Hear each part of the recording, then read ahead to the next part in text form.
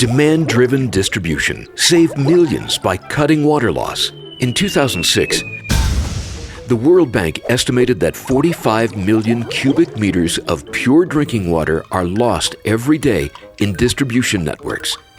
That's enough water to serve nearly 200 million people. Much of this water can be saved by a new way of thinking and a new way of using technology. We call it demand-driven distribution. But let's start at the beginning. Water, as you know, is essential for our survival and for our everyday comfort. In built-up areas, pipes below our cities make sure we get water at the turn of a tap. The waterworks take care of that. As you also know, many waterworks use pumps to create the pressure required to get the water to every home. It's all very clever, really, but lots of water is wasted underground. That's bad news for the environment and for our economy. How does this happen? Well, people will be people. We don't use the same amount of water all the time. In the morning, lots of people take showers, go to the toilet, brush their teeth, and so on. Every time a tap is opened, the pressure in the entire system drops a little. So, we need to keep the pressure very high. Otherwise, this happens. To keep everyone happy, the pumps at the waterworks maintain a constant high pressure. But this is not just good news. At midday and during the night, very little water is used, so the water is under much higher pressure than required. This is a problem. But why?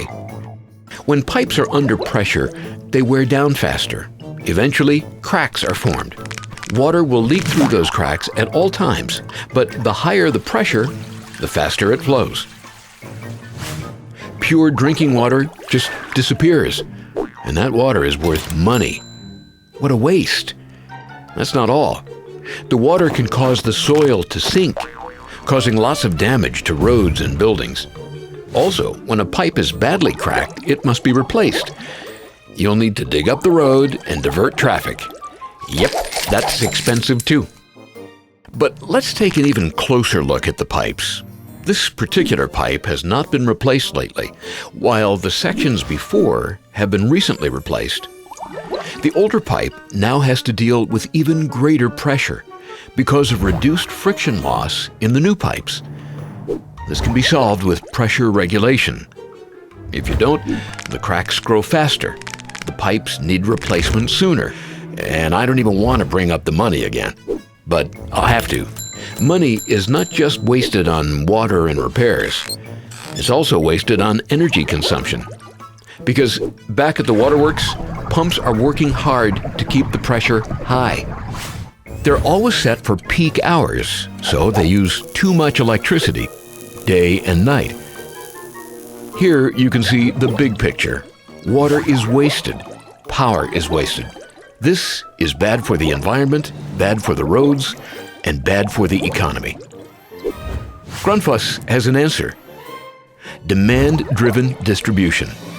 It's about using technology in new ways and about designing distribution systems so that pressure is kept just right at all consumers when it needs to be, not all the time.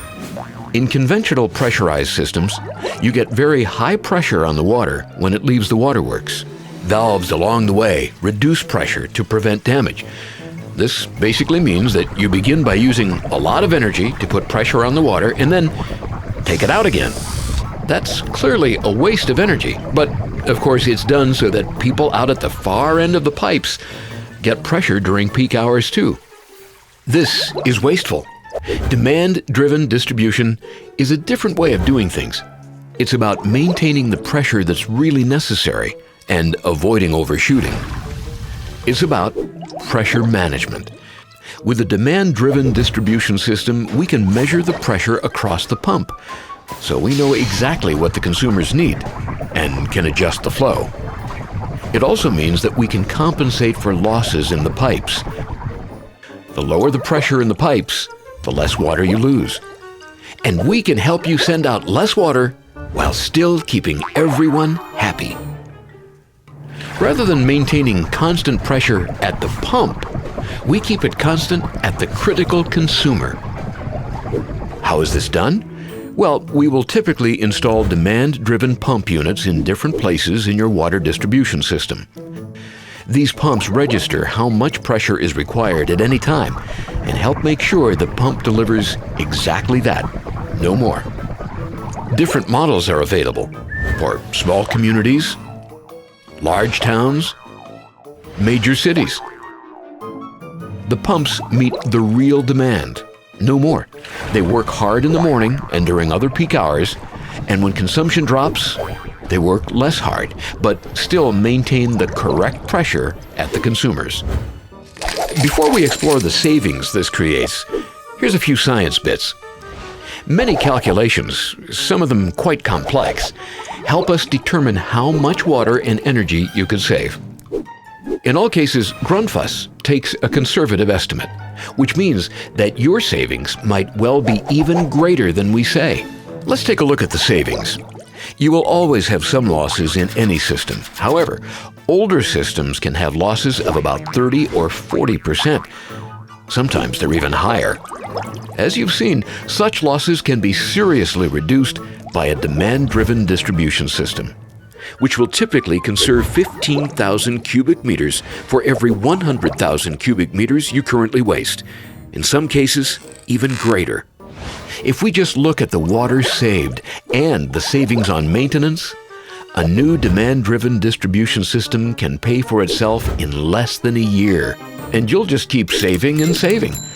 On top of this, electricity consumption can be reduced by up to 25%. But remember, the real savings reside in stopping water loss. Which leads us to one final point.